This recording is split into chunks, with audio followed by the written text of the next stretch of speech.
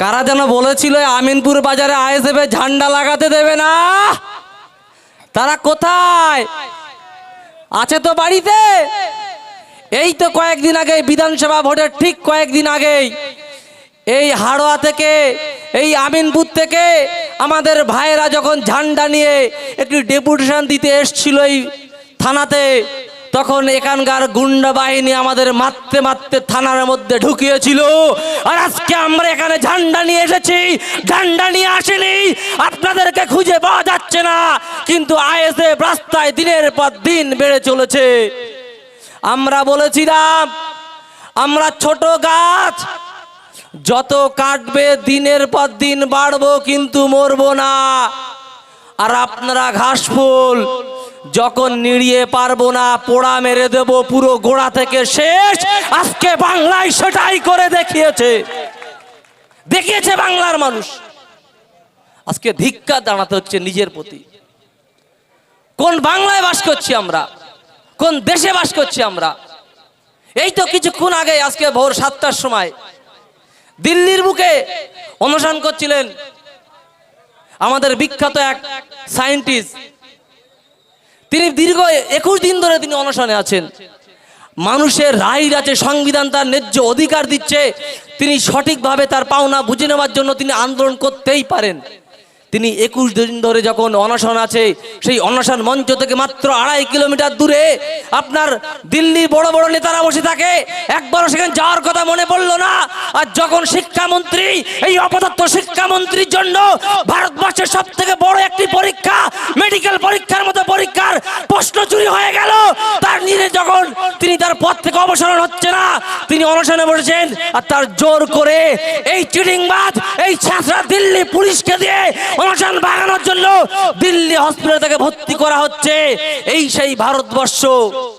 আর সেই ভারতবর্ষ থেকে কোন অংশে পিছিয়ে নাই বর্তমানের পশ্চিম বাংলা, যে বাংলায় দিনের পর দিন দর্শন হয়েই চলেছে। এর আগে চোরেদের রানী দিদিমণি, তিনি দীর্ঘদিন ধরে এই দেশকে চালিয়েছেন, এই বাংলাকে চালিয়েছেন, তিনি দর্শন বন্ধ করতে পারেনি। বাংলার মানুষ অনেক কষ্ট করে নতুন একটা সরকার নিয়ে এসছে। বাংলার মানুষ মনে করেছে হয়তো বাংলায় শান্তি ফিরে পাবে। আমরা দেখতে পেলাম না, মাত্র 2 মাসের মধ্যে আমার 11 বছর বোনকে 4 জন নৃশংসভাবে রেপ করে খুন করে মেরে দিল। আর যখন আমার ছোট বোনটা নিথর দেহ ওই পানি থেকে উঠলো, তারপরে সেখানকার মানুষ দলে দলে ধর্ম মত নির্বিশেষে মাঠে নেমে আপনার একের পর এক প্রতিবাদ চালু করলো। তারপরে প্রশাসনের টনক নড়লো এবং 4 জনকে গ্রেপ্তার করলো। এ পর্যন্ত ঠিকই ছিল। হঠাৎ করে দেখতে পেলাম ফিল্মি কায়দায় প্রধান আসামির মধ্যে যে সবসময় মুখ খুলছিলেন, কে কে ছিল, কোথায় হয়েছে, কি বৃত্তান্ত, তাকে হঠাৎ করে ইনকাউন্টার করে দেওয়া হলো। গ্রামের সাধারণ মানুষ, সে তাকে ধরে নিয়ে আসছে, তখন সে পালায়নি। তার টোটো করে নিয়ে যাচ্ছে, তখন সে পালায়নি। রাত 12টার পরে পুলিশকে মনে পড়লো যেখানে ঘটনা ঘটেছে সেখানে তদন্ত দরকার, আর তখন নাকি আপনার ওই বন্দুক নিয়ে পালাতে গিয়ে পুলিশের হাতে ইনকাউন্টার করলো। সেটা তদন্তর বিষয়, এটুকু তো মানা গেল। তারপরের কথা যেটা হচ্ছে, সেই আন্দোলন ছিল হিন্দু, সেই আন্দোলন ছিল খ্রিস্টান, সেই আন্দোলন ছিল মুসলমান। কিন্তু এই বর্তমান সরকারের নির্লজ্জ কিছু পুলিশকে দিয়ে আমরা দেখতে পাচ্ছি যাদের নামের পিছনে মোহাম্মদ রয়েছে, তাদেরকে গ্রেফতার করা হচ্ছে। একটাই উদ্দেশ্য, এই মুসলিম জাতিকে কলঙ্কিত করতে হবে, এই মুসলমানকে ঠেস মারতে হবে। বিজেপি তিনি ধর্ম নিয়ে রাজনীতি করতে করতে সরকার আসার পরেও আমরা দেখতে পাচ্ছি আজকে হিন্দু মুসলমান ভাগাভাগি করার চেষ্টা চলছে। যে চেষ্টা দিদি করে গেছেন তার ফল আমরা একের পর এক পাচ্ছি। আমরা ভেবেছিলাম ভালো শাসন আসবে, কিন্তু আমরা পাচ্ছি না। আমরা দেখেছি দিদির আমলে বিভিন্ন চোর চাপটার নেতা, যারা চুরি করে যারা বিড়ির পাতা খেতেন, তারা বড় বড় গাড়ি চালায়। আর যাদের খাওয়া হতো না, তারা অট্টালিকাতে বাস করছে। তাদের পিছনে পুলিশ দৌড়াচ্ছে খুব কম, ব্যক্তিগত বিনা কারণ ছাড়া। আর আজকে আমরা যখন আইএসএফ কোনো পাড়াতে গিয়ে আমাদের বুথ মিটিং করছি, আমরা আমাদের সংগঠনকে বাড়াচ্ছি, এই সরকার আসার কয়েকদিনের মধ্যেই আমাদেরকে মৌলবাদী তকমা লাগানোর চেষ্টা করছে। তবে শুভেন্দু বাবু, তুমি মনে করে রাখো, এই বাংলাতে 34 বছর সিপিএম আটকাতে পারেনি, এই বাংলায় দিল্লি চুরি করা সরকার 15 বছর আটকাতে পারেনি। আপনার মতো 2 টাকা সরকার 2 দিনে বাংলার মানুষ উড়িয়ে দেবে। ক্ষমতা নেই আপনাকে রক্ষা করার। বাংলা বলছে সেটা, বাংলা বলছে, ইতিহাস বলছে কোন সরকার গঠনের এত দ্রুত এই সরকার বিরোধী মনোভাব কখনো দেখা যায়নি। কিন্তু সরকার জবে থেকে এসেছে মানুষকে একের পর এক হয়রানি করছে, হিন্দু মুসলমান ভাগাভাগির চেষ্টা চলছে। আমরা দেখতে পাচ্ছি দিদি লক্ষ্মী ভান্ডার নিয়ে এক ধরনের নাটক করে গেল, নেতা মন্ত্রীর বউরা লক্ষ্মী ভান্ডার পায়, কোথায় নেতার বান্ধবী লক্ষ্মী ভান্ডার পায়, নেতার বান্ধবীর গদির তলা থেকে হাজার হাজার কোটি টাকা আপনার উদ্ধার হয়। এখন আমরা দেখতে পাচ্ছি সাধারণ খেটে খাওয়া মানুষ, তাদেরকে বললো হঠাৎ করে অন্নপূর্ণার টাকা দিতে হবে, তারা দৌড়ে লাইনে গেল, তাদের সেই লাইনে ধরিয়ে দেওয়া হলো আপনার 12 পাতার ফর্ম। কিসের জন্য? কি করেছে মানুষ? তিনি তার টাকা নিতে গেছে, আরে ভাই দেবেন না দেবেন বলে দেন, কিন্তু মানুষকে এইভাবে হয়রানি করার দরকার নেই। আমরা দেখতে পেয়েছি এই বিজেপির জন্য রাস্তায় রাস্তায় যারা ঘুরেছিলেন সব থেকে গরিব শ্রেণীর মানুষ, তারা আপনার খেটে খাওয়া মানুষ। আমরা দেখতে পাচ্ছি আপনি যবে থেকে সরকারে এসছেন বিভিন্ন স্টেশনে স্টেশনে গরিব মানুষ দুমুঠো খাওয়ার জন্য, তার অন্ন জোগানোর জন্য ছোট ছোট দোকান করে তিনি রেখেছেন, সেখান থেকে উৎপন্ন করে তিনি খাচ্ছেন, খাওয়ার পরে তার বাচ্চা কাচ্চাগুলোকে মানুষ করছে। আর আপনি আসার সঙ্গে সঙ্গে তাদের দোকানগুলো ভেঙে দিচ্ছেন, একের পর এক তাদের দোকানগুলো তুলে দিচ্ছেন বিনা নোটিশে।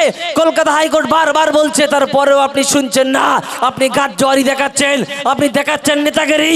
তবে শুভেন্দু বাবু মনে করে রাখো, আজকে যেভাবে টিএমসির নেতারা ছেড়ে একদিন বিজেপিতে যাচ্ছে, তুমিও বাবা টিএমসির নেতা ছিলে, এই সারদা কেলেঙ্কারিতে নাম তোমারও ছিল, তুমি বাঁচার জন্য ওই দাদা বাবুর হাত ধরে আজকে এই বাংলার মুখ্যমন্ত্রী হয়েছো।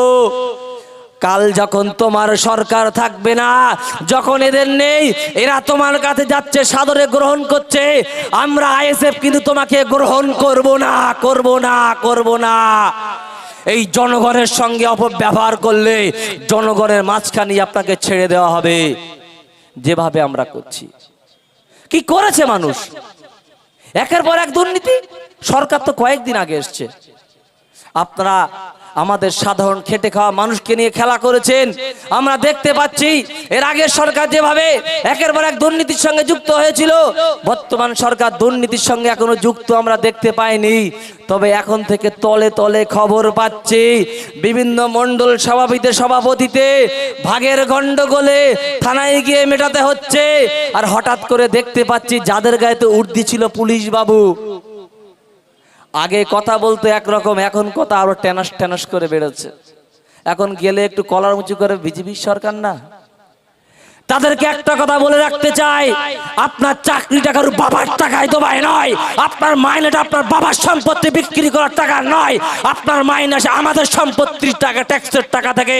তাই মনে রাখবেন, কোন সরকারের যদি দালালি করেন, এই সরকার কিন্তু 10 বছর 15 বছর পরিবর্তন হবে, আপনার গায়ের এই পোশাক থাকবে, তখন কিন্তু আমরা এই 5 টাকার কলমে আমাদের উকিল বাবু বসে আছে, তখন কিন্তু হিসেব পায়ে পায়ে বুঝে নেব, বুঝে নেব, বুঝে নেব।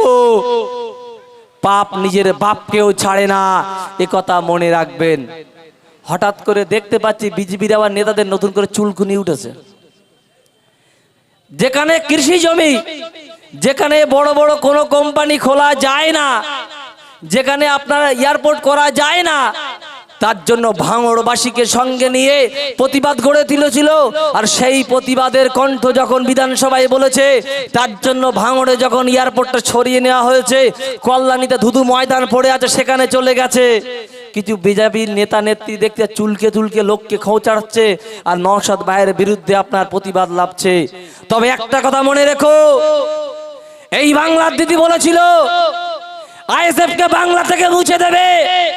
নওশাদ ভাইকে গ্রেফতার করে 42 দিন রেখেছিল, তারপরে আমাদেরকেও গ্রেফতার করেছিল নওশাদ ভাইয়ের সঙ্গে, একদিনের বেশি আটকাতে রাখতে পারিনি, হিটলারি করে। ওই শুভেন্দু বাবু তুমি শুনে রাখো, ওই নওশাদ ভাইয়ের গায়ে হাত দিলে কোন আইনকে মান্যতা দিয়ে তোমাকেও ছেড়ে কথা বলবো না। এই বাংলার প্রতিবাদী কণ্ঠ নওশাদ ভাই যান, তিনি আমাদের জানের জান।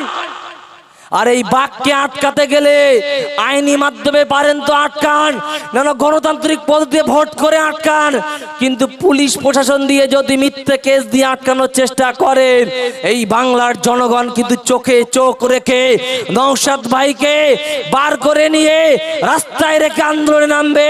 আর যেভাবে দিদিকে বিসর্জন দেওয়া হয়েছে আপনার সরকারকেও সেইভাবে বিসর্জন দেব। এই বলে আমি আমার সংক্ষিপ্ত বক্তব্য শেষ করছি। ইনকিলাব জিন্দাবাদ, নওশাদ ভাইজান জিন্দাবাদ, হাড়োয়া বিধানসভা জিন্দাবাদ।